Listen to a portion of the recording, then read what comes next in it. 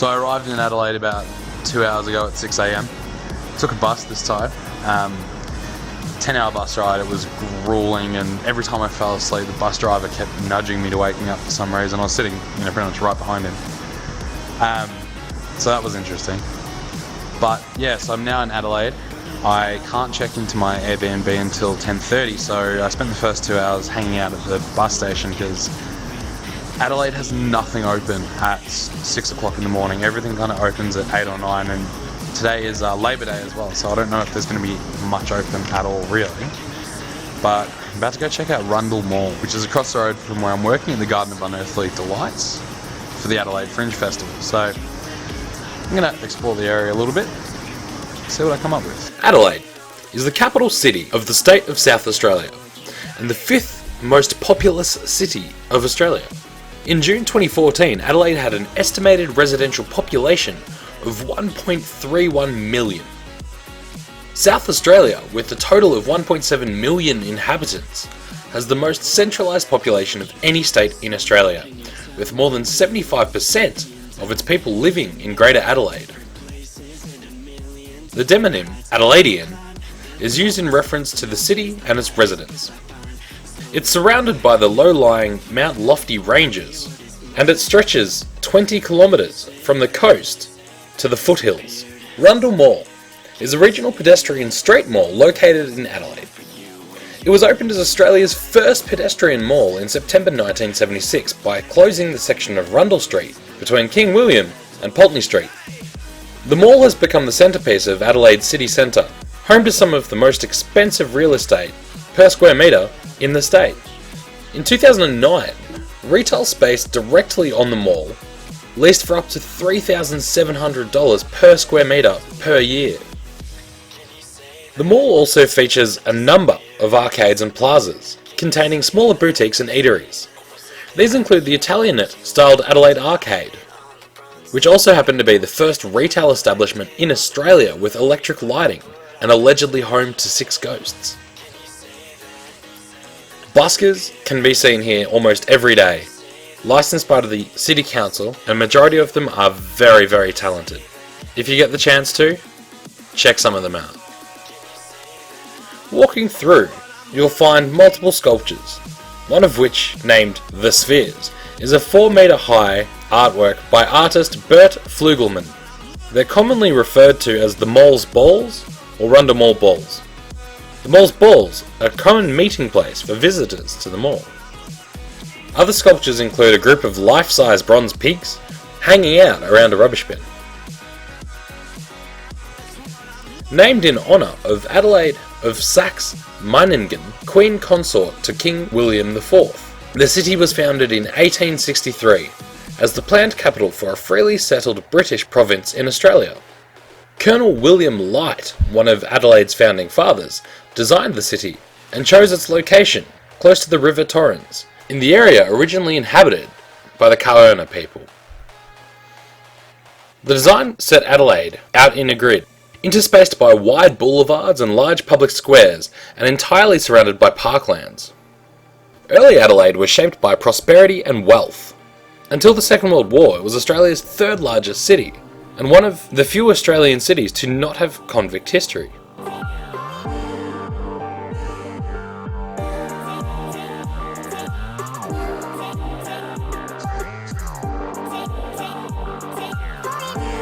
So this is actually my second time to Adelaide. I came last week and I drove here, and one thing that I found while I was here was Adelaide is so easy to drive in because it's such a small city. Like, there's no skyscrapers anywhere. The tallest you'll see is probably something like this. And it's not really all that big in comparison to Sydney or even Melbourne. But it's so easy to drive in. It's so relaxed. Everyone lets you in. There's no one beeping each other. There's nothing. It's just so easy.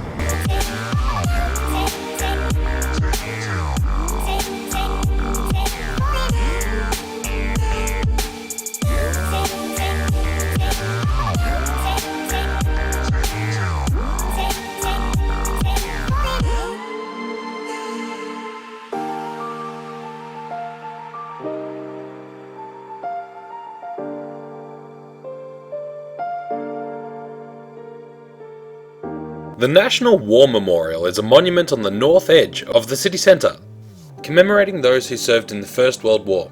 Opened in 1931, the memorial is located adjacent to the grounds of Government House. Memorial services are held at the site throughout the year, with major services on both Anzac Day, the 25th of April, and Remembrance Day, the 11th of November. First proposed in 1919, the memorial was funded by the Parliament of South Australia, making it the first Australian state war memorial to be confirmed after the war. The design of the memorial was selected through 2 architectural competitions.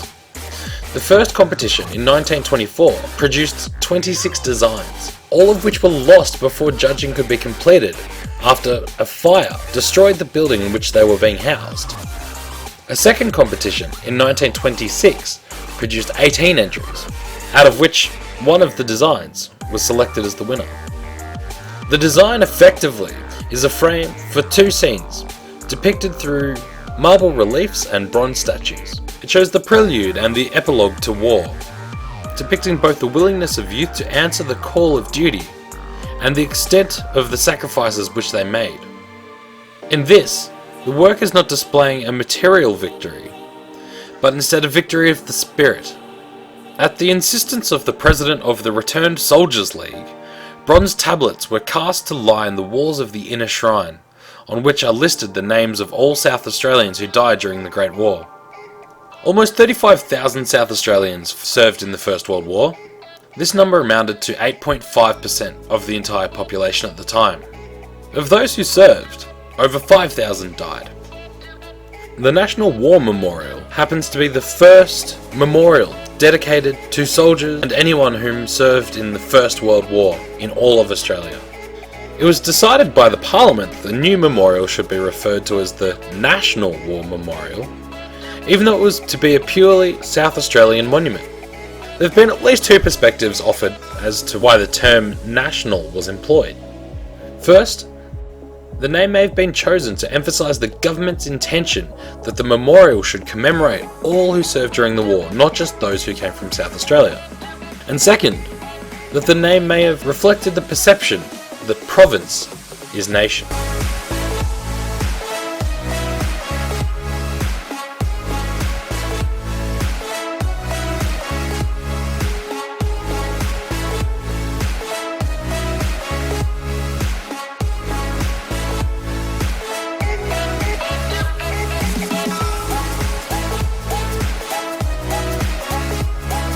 Prior to its proclamation as a British settlement in 1836, the area around Adelaide was inhabited by the indigenous Kaurna people.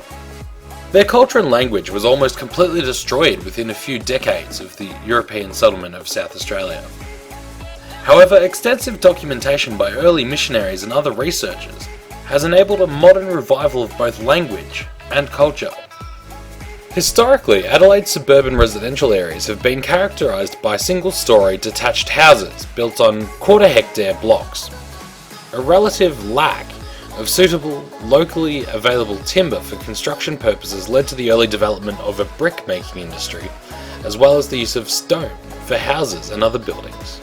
By 1891, 68% of houses were built of stone, 15% of timber, and 10% of brick, with brick also being widely used in stone houses for door and window surrounds and chimneys and fireplaces. Adelaide has a Mediterranean climate, with warm to hot, dry summers and mild, short winters, with most precipitation falling in the winter months. Adelaide receives enough annual precipitation to avoid Köppen's semi-arid climate classification. Rainfall is unreliable, light and infrequent throughout summer. In contrast, the winter has fairly reliable rainfall, with June being the wettest month of the year, averaging around 80 millimetres. Adelaide is a very windy city. It experiences wind chill in winter, which makes the temperature seem colder than it actually is. Snowfall in the metropolitan area is extremely uncommon, although light and sporadic falls in the nearby hills and at Mount Lofty occur during winter. I've done a bit of a walk around, and I've seen a lot of the city. It's really quite nice. There's some really awesome historical buildings around. It seems like there's a lot of them though. They're all built in the same kind of style and era. There's a bit more that I want to see later today, hopefully. I might even head to the zoo, see how we go. I'm having a bit of trouble at the moment because I can't seem to get onto my Airbnb host. I've paid for the room that I'm staying in, but can't actually get onto it. So at the moment I'm stuck with my luggage in the middle of the city, like I have been since 6 a.m, waiting to hear back from this guy. On a positive note, I have my George socks on. Finally got onto my Airbnb host. I've made it to his house. It's just a kind of dingy old place. It's nothing too special. Currently going for a walk. Gonna go get myself some dinner because all I've done pretty much since I got there was had a shower, had a nap. Now finally catching up on, some well-needed sleep. So I figured it's time to go out and kind of do something with my night before I go to work tomorrow. G'day travellers, thanks for swinging by. That's all for episode 1 of Adelaide. If you support what I do, hit that like button, subscribe as well. But for now, that's all from me. And as always, this is an Aussie Abroad, signing off.